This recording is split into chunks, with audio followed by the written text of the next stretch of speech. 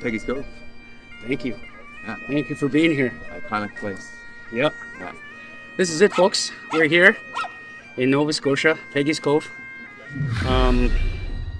What can I say? It's a breathtaking experience. Thanks to you, man. Yeah, we had a great seminar yesterday. Yeah. Yeah. Had a pretty good crowd. We had 25 or so martial artists, mostly from around the Halifax area. Yeah, most were black belts. We had a Weichiru brown belt. We had a couple of my students, purple belt and yellow belt, but we had a lot of experience in the room, which is great. Did some practical kata bunkai, some holistic flow drill, some standing to the ground, the kata base ground flow drill. Chris, you're teaching the crashing clinch, the different helmets you can put on to crash in and create havoc. Yeah, we were doing, I was just sharing some of my learning from Germany, the Defense Lab material, and how it ties into karate. And we covered pretty much all the ranges, I'd say. We did long range, striking range, into clinch, into ground. We both made connections to kata and kihon. I think you did some connections to, which katas did you? Nijushiho. Nijushiho. Is that how you say it? Yeah. Nijushiho. Nijushiho. I did a bit of nahanchi, the elbow smashing and wraps and strikes and things. From Pinan Sandan, we did the movement from here into, we used that twisting, coiling motion to strip the grip on the throat and striking and trapping options from the inside. Yeah. It was well received. I think everybody had a great workout. Yeah, it was a good time. There's a Taekwondo fellow there who they like to explore practical applications in the Pumse. That would be the Korean version of the word for kata. Yeah. And so he really appreciated seeing some different kind of insights to movements that are similar to what he sees in his patterns as well. Yeah. And it was cool because, sometimes you go to seminars and you're being polite. You don't want to be disrespectful. And so you just nod and agree with everything. But I think we're both pretty good judgments of character enough to say that everybody was hooked. Like when he was doing some of his explanations on certain movements, like this movement and this movement, you want to explain what those are for? Yeah. So Nijushiho, we did the first 6 movements. So we basically did 2 drills and then connected them.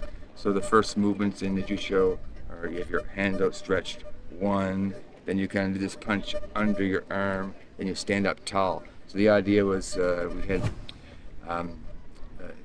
simulation altercation where someone is in your face, pointing your finger in your chest, and we were talking a little bit about Canadian criminal code of conduct, and where in Canada the laws are you don't have a lot of liberty to kind of use force unless you have already exhausted means to de-escalate or to escape. But we use this as a preemptive strike where the finger in the chest, the hand outstretched and come like this, we just slap down and chop to the side of the neck. Then we went to the clinch, did a snap down, and this motion, we altered our posture and punched down, bicep to the back of the head, and then when we come up tall like this, stand tall, that was a guillotine choke. That was drill 1, and then drill 2, we linked the 2 drills. They escape the guillotine choke. They give you a shove. There's a slap down, this double punch. The top hand we use is a tie clinch as we're throwing a liver shot here. And then we have this where you was representing the clinch. You do a tie clinch and throw some knees. It was traditional kata movement from Shotokan, but we're using it in a very practical kind of way. Yeah, and we got a lot of nods and like, oh my gosh, I never thought about it that way kind of thing. And that was like across pretty much the whole crowd. Some Ray's group, Ray? Yeah, some of Ray's group,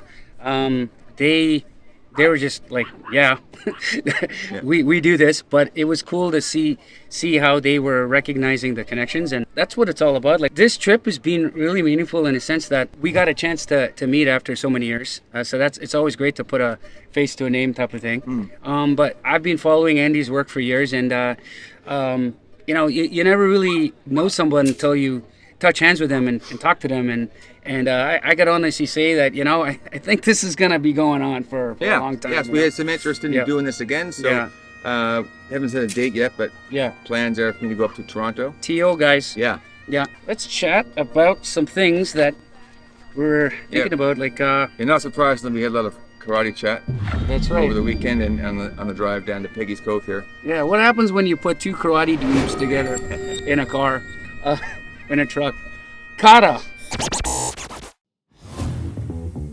Thanks for watching part 1 of 4 in this podcast series. Part 2 will be coming soon to Karate Unity, where I discuss kata and the modern world with Andy Allen. And parts 3 and 4 will be aired at Andy's channel, Applied Shotokan, where we discuss breaking free from form and kihon.